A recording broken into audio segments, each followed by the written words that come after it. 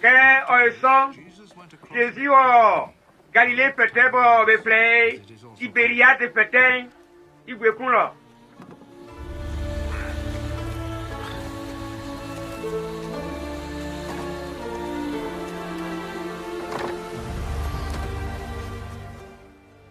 Fra pangpang pa besu isu yele ke be un tupaki fe bo o be gwegwe atrenu.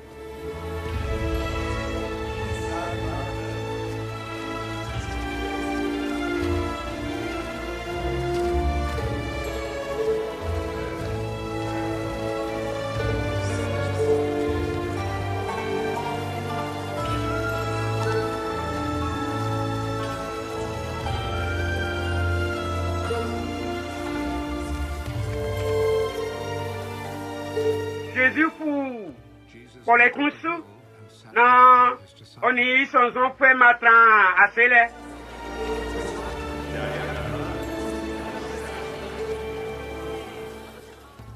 Que eux sont partis pour oti juif mais qu'un ou matin. Jésus mais ici on sent pas de soube inule.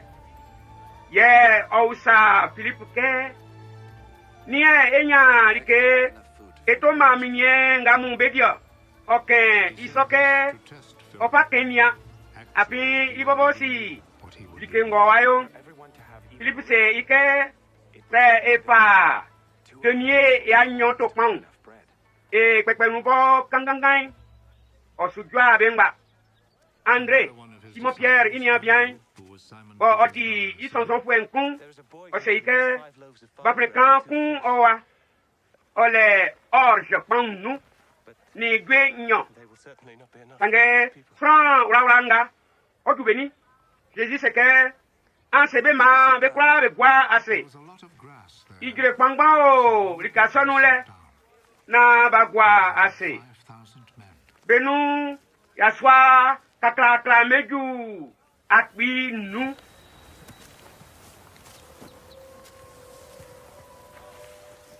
Jésus fa pão que ola nyamia sen o fa kekebe.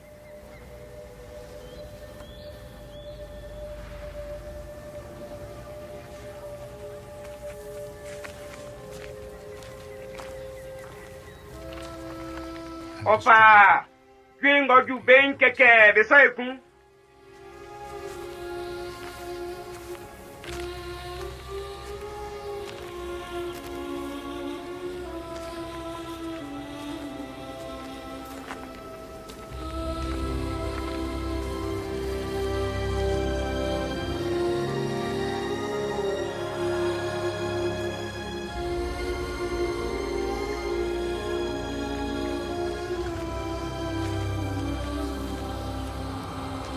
He did the same with the fish.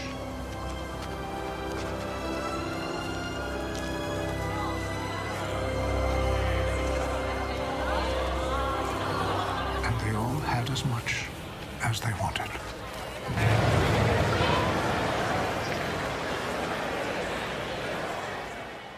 Que de kuiri, o se ison son fue me que, be ise isi simbo o kalen.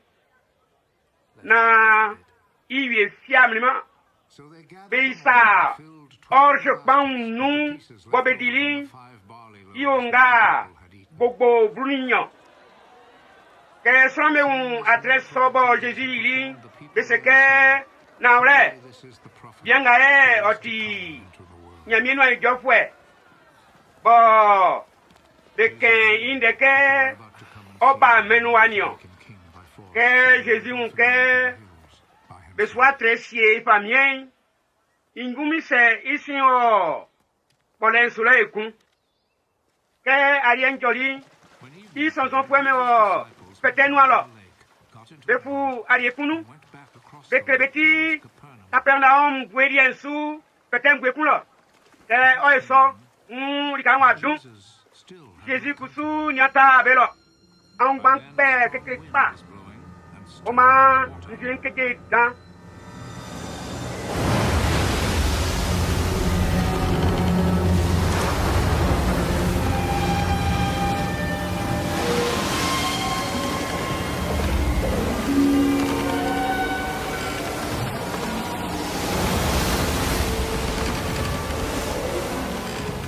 Kebe olive ju kilo nu anze nsien bo be unke Jésus sunati nsien suba alie unlen rekumbe.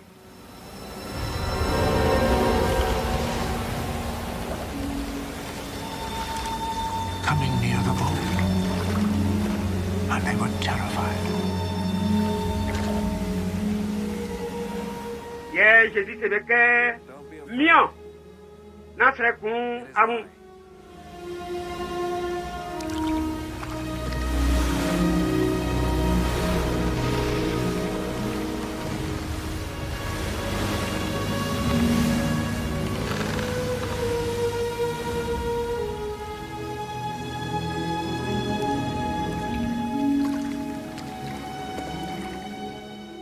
Oma bekun joli na ba fe.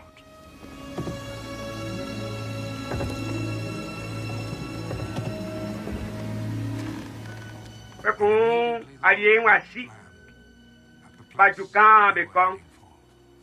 Ke aliye keni tron wrawanga beka nzin silo bebra pesuke aliye kumbake oh nzin waleo. Jésus kusu apwe isonzon pwe mesi bengumie be wario sange alien yue be fin Tiberiade be ju kan emin la nyamie ase bo be di paunle ke transforme un ke Jésus ni isonzon pwe be noale be fu alieso me numbe o Capernaum Jésus kundele be kote fetem gwe kunlo Reuse ike baba ke unie abawa Jésus sebeke na vrai sakibo ankundemi na atrebo anguni be ntio angeli kebo andiri bo amuku yiri ntio na andi juma ariabo osakinti sange andi juma ariango sakima bo oma sanya anangama ngwanti arieso mbonka kisramiye mpama amo apimie ntisambo esinya miekre wenke ogin ision beuse ike nzie ona yakrayo dike ngoti nyamie kunso Jésus sebeke dike nga nyamie kroke anyo iwa alapi sambo sumenisu oma beuse ikenke atre onie ayike bo enwina ya la fiosuo nzuri ke awayo ina na medi man brolo afin de kreke oma be nyame suro paun kebedi Jésus se deke na wre na Moïse ye opa nyame suro paun ma amo ange insie opa paun pa bo opi nyame suro ma amo api nyame paun yele suro opi nyame suro bo oma me pa me nyangwan ese ike nana ma ipan son tititi Jésus se deke mbobo nti pambo mangwan sango ba nsi awe su kwenle ye sango la pi nsu nze we su kwenkun nkakre amuke anunimi sange oni songba an la pi ansu sanko nga nsi pa be mami be ba nsi o ba sango ba nsi nsu kweme api npinya mi slo mbali maba mbobo nkrusa ele sange sango su mami ikrusa e nyo anya sango su mami ilikenga iwa nyonye iwa sankwa ngo fa be mami na mi benukusa sange nkende meyi agirie anya ikenga isiwa sanbe yonye sankwa ngo iwa bo la pisu onya anangamangwa ye nkei me agirie ke osebeke oti paun bo bi nyemi suro gari nkin juif me ke unde se ke na Jésus bo esi ici Joseph ni ininio o se iwa opinye mesule obario. How then does he now say he came down from heaven?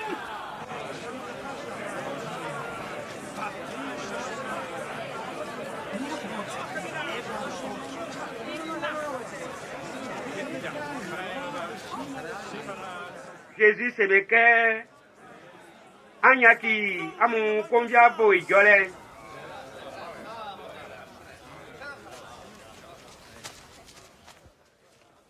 Transpi klaba unsi. San benga unsibo osumami oma be bansin be inkembe meyi awirio. Nyami no ejo fue me kreke. Nyami wa krebe kwa berike. Kwa ngoti nsinde bo opasu oba nsi. Nake sanye amu nsile tio. Sanga nyami sumeni I ye wangwile. Na ole. Sango la pinsu ole anangamangwa.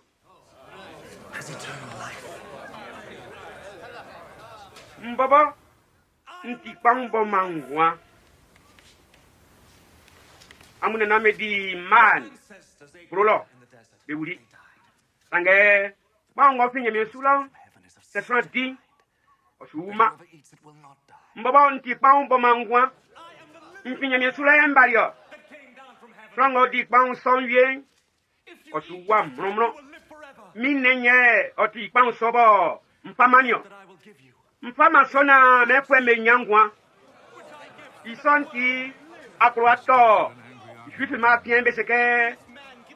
Oise iliwa okrafe inuma ebo edio. Jésus sebeke awle. Se amutia mbo nkati sran mine. Yese anwa mimojai ansunyangwa. Sango di mine. Ono mi mojai ole anangamangwa ye nke men ya ye api mi nenki ariekpa ye mi mojai di kikpapo be no frango di mi nen ono mi mojai mini yakati fromwa esutianu ke nsiboti anangamasuma mi ko itie ngole franga kusubo di mi nen nti otranle Bango pi yemi sulonye otiake nga amuna namedi o bebulinsa Frango di kwanson otuwa mromro ndenga ke Jésus ke Capernaum lo yemi swanu okaninye betinde so isonzo kwebe nu kwangba seke ndenga tikeke we oklapaswo ke Jésus sike ndesonti isonzo kwe besuijo be combien bon vous savez que nde sombo amura c'est anke mbonka kisran nsupu kan ngulola amuyo amunse nyame wa wenye o mangwanyo be une nkwaya rikefi ndenga nkakre amunti nyame wa wenye be mangwa nge kan viembe o amunu bo be la piasu api ke opi ibobole nu Jésus si benga besula pie isu ni sango fe ma samu ye oseke isontie nse amuke franga isi amei atike oblansin okra bamanyo ke opinlei isonzo fu emenu pampa beti beun basue suku isonti Jésus c'est isonzo fu ebrunyo meke amuli en papier. Yes, Simon Pierre c'est ike. Moi signé quoi? One dernier ma enya anangamangwa. Et la pisière et sike atinyamie ifran. Jésus vous savez que à mon sang brignon namie mpa amo. Sange oni isongba.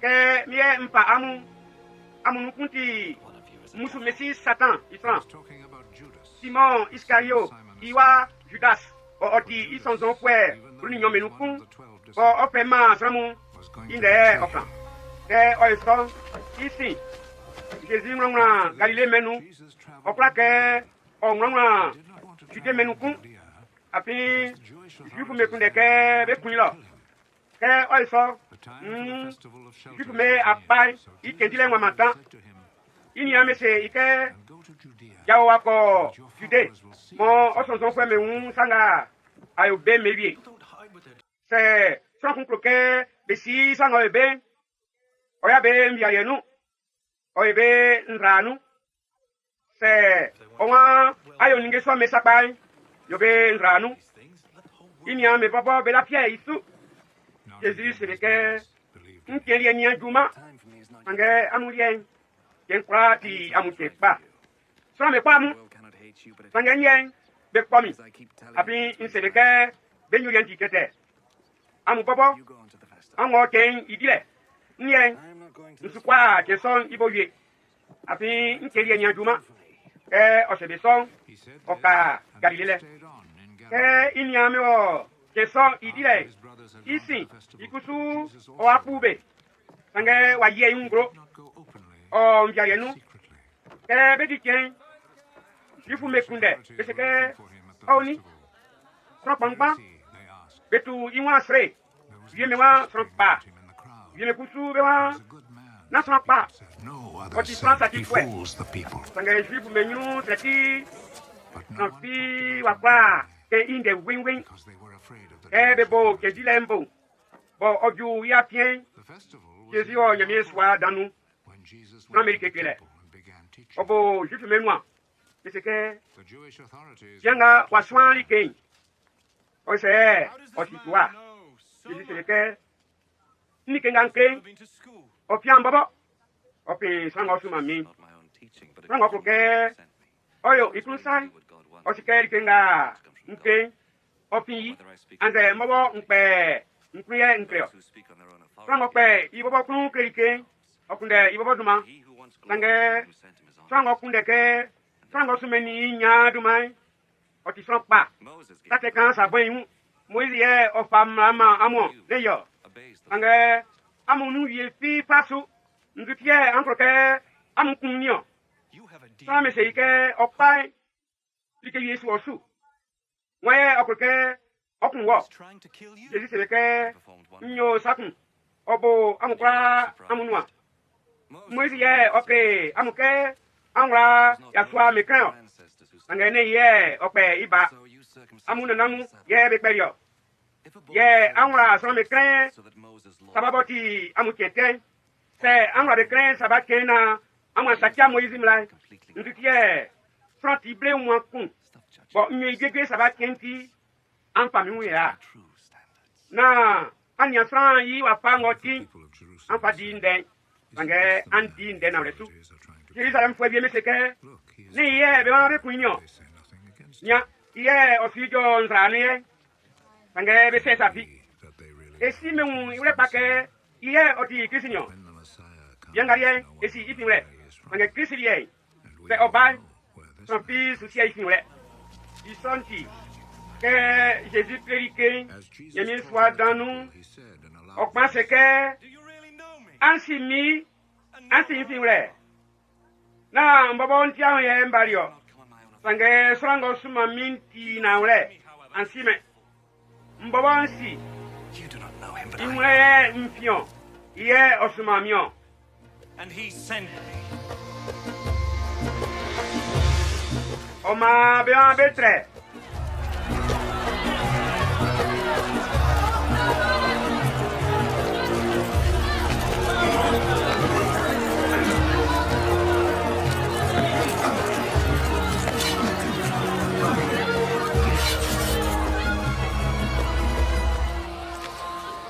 Sange itrale kenya jumanti because Trampisa his hour keme. had yet come. Sanso menu long pa.